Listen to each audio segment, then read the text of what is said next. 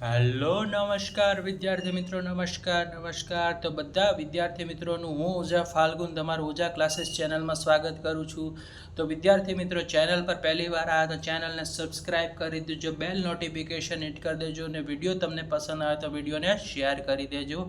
તો વિદ્યાર્થી મિત્રો, આજનો વિડીયો છે તે ધોરણ 7માં વિષય ગણિતમાં ચેપ્ટર નંબર 9 પરિમિતિ અને ક્ષેત્રફળ સ્વાધ્યાય 9.2માં દાખલા નંબર 13 છે. તો વિદ્યાર્થી મિત્રો, દાખલા નંબર 13ની રકમ તરફ જઈએ તો ફૂલોનો એક વર્તુળાકાર બાગ ચારે બાજુથી 4 મીટર પહોળા રસ્તાથી ઘેરાયેલો છે. બાગનો વ્યાસ, તો અહીંયા વિદ્યાર્થી મિત્રો વ્યાસ આપી દીધેલો છે 66 મીટર છે. જો વ્યાસ આપ્યો છે તો રસ્તાનું ક્ષેત્રફળ કેટલું થાય, અહીંયા પાયની રકમ આપી દીધેલી છે 3.14 લેવાની થશે. તો સૌથી પહેલાં જે વસ્તુ આપી છે આપણે અહીંયા જવાબમાં લખવાની. તો સૌથી પહેલાં આપણે વ્યાસ લખીશું. તો વિદ્યાર્થી મિત્રો, વ્યાસ કેટલો છે? 66 મીટર. કેટલો મીટર છે? 66 મીટર. હવે ત્રિજ્યા વ્યાસ કરતાં હંમેશા કેટલી હોય? અડધી હોય. તો ત્રિજ્યા r બરાબર 66/2. તો 66/2 કરો તો કેટલા મળે વિદ્યાર્થી મિત્રો? 33 મીટર મળે. કેટલા મળે? 33 મીટર. સૌથી પહેલાં આપણે શું લખ્યો? વ્યાસ લખ્યો 66 મીટર. વ્યાસ કરતાં ત્રિજ્યા કેવી હોય? અડધી હોય. તો 66/2 કર્યા તો 33 મીટર પડી ગઈ. હવે કીધું છે બાગ છે જે ચારેય બાજુથી 4 મીટર પહોળા રસ્તાથી ઘેરાયેલો છે. તો બગીચો છે, જે બાગ છે, આપણે લખીએ કે બાગ છે એ ચારે બાજુથી 4 મીટર કેવો છે? પહોળાઈ ધરાવે છે. કેવો છે? પહોળાઈ છે એની. ઓકે, ચલો સૌથી પહેલા આપણે વાત કરીશું કે જે ત્રિજ્યા છે, સૌથી પહેલા આપણે બહારના વર્તુળની ત્રિજ્યાની વાત કરીએ. બહારના વર્તુળની ત્રિજ્યા એ આપણી છે r બરાબર કેટલી છે? 33 મીટર. ઓકે, 33 મી એટલે મીટર સમજી જજો. અને બીજું આપેલું છે 4 મીટર પહોળો. તો પ્લસ કરીને આપણે કેટલા લખી નાખશું? 4 મીટર. તો હવે 33માં 4 નાખીએ તો કેટલા થઈ જાય? 37 મીટર. ઓકે, તો બહારના વર્તુળની ત્રિજ્યા આપણને 37 મીટર મળી ગઈ. હવે જુઓ, બહારના વર્તુળનું ક્ષેત્રફળ જોશે આપણે. તો આપણે લખીશું બહારના વર્તુળનું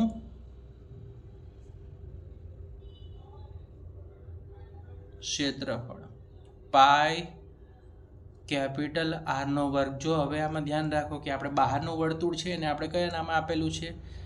બહારના વર્તુળ છે માટે પાય આરનો સ્ક્વેર કર્યો, એટલે કે વર્ગ કર્યો છે. અંદરના વર્તુળનું ક્ષેત્રફળ માટે આપણે સ્મોલ આરનો ઉપયોગ કરેલો છે સૂત્રમાં. અંદરના વર્તુળનું ક્ષેત્રફળ, તો આપણે એનો સૂત્ર ઉપયોગ કરશું પાય આર. હવે અંદર કીધું છે એટલે આપણે સ્મોલ આરનો ઉપયોગ કરવાનો, બરાબર? પાય આરનો વર્ગ. જો ધ્યાન રાખો, બંનેનું સૂત્ર પાય આરનો વર્ગ છે, પણ બહારના વર્તુળ માટે આપણે કેપિટલ આરનો ઉપયોગ કરશું, જ્યારે અંદરના વર્તુળનું કે ત્યારે સ્મોલ આર વર્તુળનું ક્ષેત્રફળનો ઉપયોગ કરશું. ઓકે, ક્લિયર છે? ચલો હવે રસ્તાનું ક્ષેત્રફળ શોધવાનું છે. તે ધ્યાનથી જોજો. રસ્તાનું ક્ષેત્રફળ, તો રસ્તાનું ક્ષેત્રફળ છે તો સૌથી પહેલાં આપણો પાય આરનો વર્ગ માઇનસ લખીશું સ્મોલ પાય આરનો વર્ગ. રાઈટ? આ આપણું રસ્તાનું ક્ષેત્રફળ છે. હવે બંનેમાં કોમન શું છે? તો તમે જોઈ શકો છો અહીંયા કે બંનેમાં પાય કોમન છે, એટલે પાય કેવો આપણે કાઢ્યો? સામાન્ય કાઢ્યો. ઓકે, તો કૌંસની અંદર શું વધશે? તો કે આરનો વર્ગ વધશે અને માઇનસ આરનો વર્ગ વધે.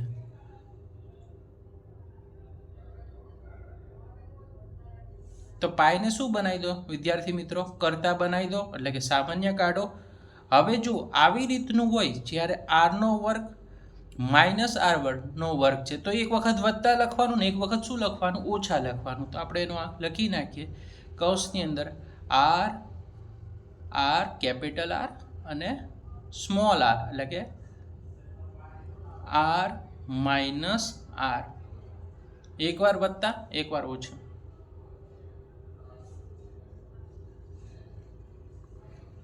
તો વિદ્યાર્થી મિત્રો પાઈની કિંમત આપણને 3.14 આપી દીધેલી છે. કેપિટલ આર ની કિંમત છે 37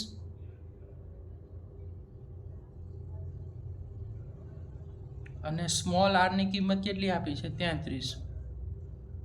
કેપિટલ આર દેખાય ત્યાં તમારે લખવાનું કેટલું છે, બહારનું વર્તુળ છે 37 અને અંદરનું વર્તુળ કેટલું છે, જો અહીંયા માઇનસ છે તો માઇનસ કરવાનું ભૂલાય નહીં.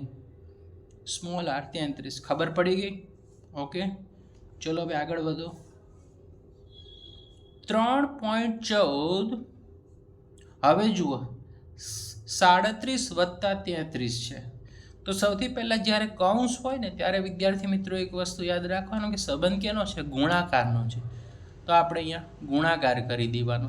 37માં 33 ઉમેરીએ તો આપણને કેટલા મળે વિદ્યાર્થી મિત્રો, 70 મળી જશે. 70 લખી નાખો. હવે 37માંથી 33 જશે તો કેટલા વધશે, પણ ગુણાકારનું કરવાનું હતું પહેલાં, કારણ કે કૌંસ છે એટલે ગુણાકાર છે. 37માંથી 33 જશે તો કેટલા વધશે, 4. ઓકે, તો હવે આપણે ત્રણેયનો ગુણાકાર કરીએ તો આપણને મળશે 879.2 મીટરનો વર્ગ. આ તમને રસ્તાનું ક્ષેત્રફળ મળી ગયું. ઓકે, તો આ રીતે તમારો દાખલા નંબર 13નું સોલ્યુશન થયું. તો આનો સ્ક્રીનશોટ પાડી લેજો.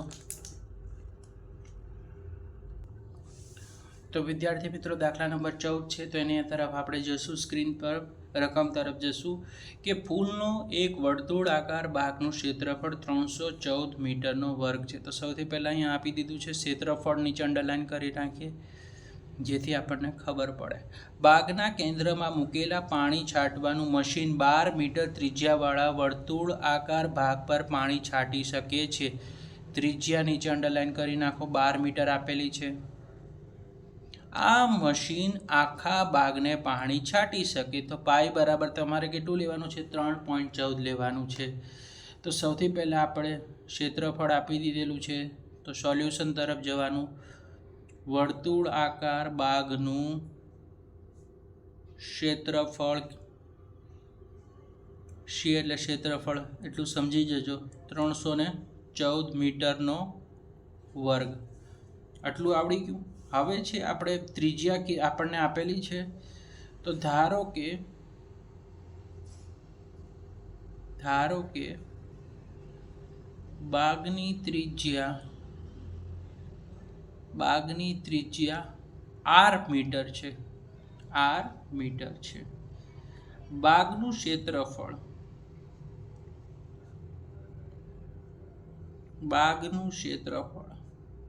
તો કે પાઈ આર સ્ક્વેર બરાબર કેટલો થશે વિદ્યાર્થી મિત્રો, 314. જો બાગનું ક્ષેત્રફળ આપણને રકમમાં જ આપી દીધેલું છે 314, આ એનું સૂત્ર છે પાઈ આર સ્ક્વેર બાગના ક્ષેત્રફળનું.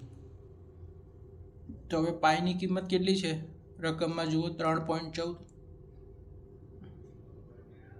ગુણ્યા આરનો વર્ગ બરાબર 314. રાઈટ. હવે આપણે જુઓ આ 3.14 છે ને પોઈન્ટમાંથી હટાવી દેવા છે, તો પોઈન્ટ પાછળના બે સંખ્યા છે, જુઓ 1 અને 2, તો છેદમાં 100 લઈ લેવાના. 314 જો પોઈન્ટ પાછળ બે સંખ્યા હોય તો 100 અને એક સંખ્યા હોય તો 10. તો આપણે અહીંયા જો પોઈન્ટ પાછળ બે સંખ્યા છે તો છેદમાં 100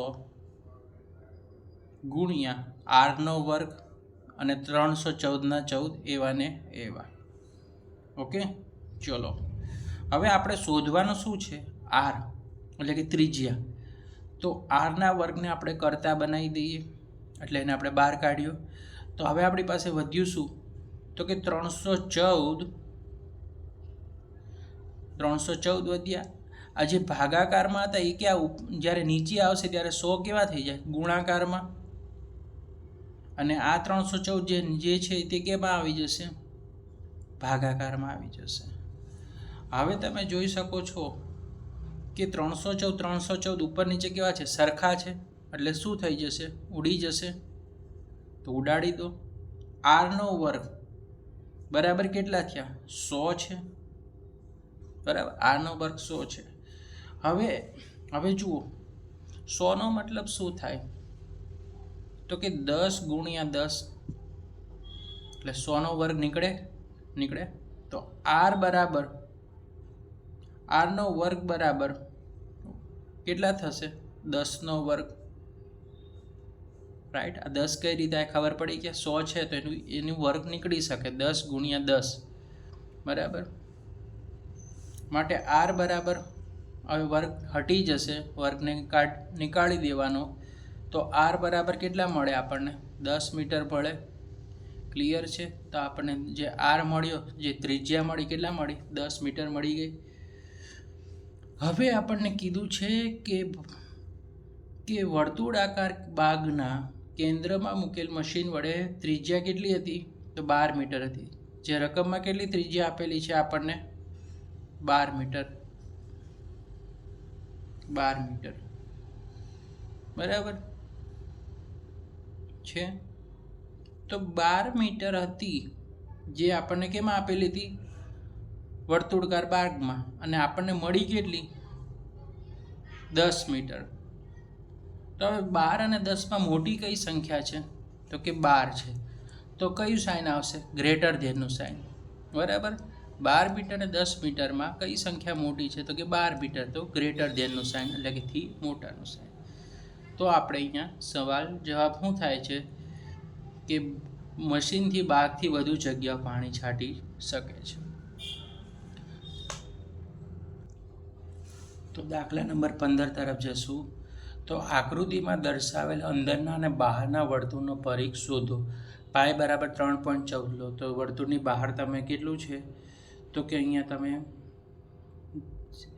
તમારે સૌથી પહેલાં બહારના વર્તુળની ત્રિજ્યા લખવાની છે. જે વર્તુળની બહારની ત્રિજ્યા કેટલી છે? તો કે 19 મીટર છે. સૌથી પહેલાં આપણે લખશું બહારના વર્તુળની ત્રિજ્યા. હવે બહારનું વર્તુળની ત્રિજ્યા કહે તો આપણે કયો અક્ષરનો ઉપયોગ કરશું? કેપિટલ આરનો. ખાસ ધ્યાન રાખવાનું કે જ્યારે અંદર અને બહારના વર્તુળની ત્રિજ્યા આવી હોય તો સૌથી પહેલું જે બહારનું વર્તુળ હોય ત્રિજ્યા એને કેપિટલ આર વડે અને આપણે દર્શાવશું. તો બહારના વર્તુળનો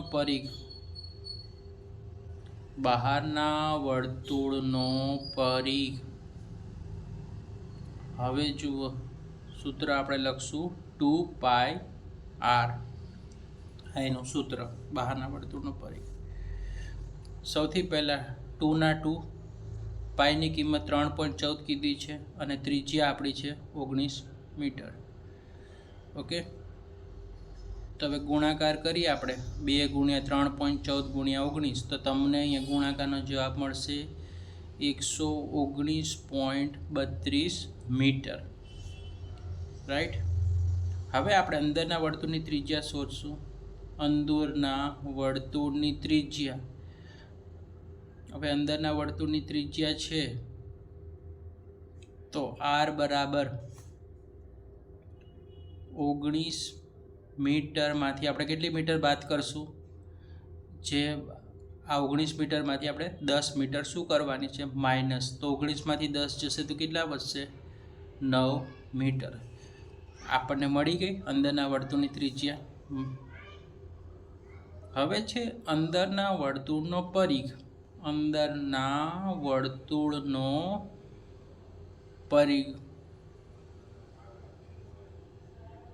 2πr. 2 ના 2, પાઈની કિંમત 3.14 ગુણ્યા 9. ગુણાકાર કરો ત્રણેયનો તો તમને મળશે 56.52 મીટર. તો વિદ્યાર્થી મિત્રો અહીંયા તમારો શું થાય છે વિડીયો, આજનો જ આપણો વિડીયો અહીંયા સમાપ્ત થશે. જે આપણા નેક્સ્ટ જે 2 દાખલા છે 16 અને 17 એ તમને નેક્સ્ટ લેક્ચરમાં મળી જશે. તો વિદ્યાર્થી મિત્રો આવા જ યુઝફુલ વિડીયો ચેનલ જોવા માટે ચેનલ સાથે જોડાઈ રહો. ચેનલનો વિડીયો તમને પસંદ આવતા હોય તો તમે ચેનલને લાઈક કરશો, સબસ્ક્રાઈબ કરી દેજો, કોમેન્ટ કરી દેજો. Thanks for watching. નેક્સ્ટ વિડીયોમાં મળીશું.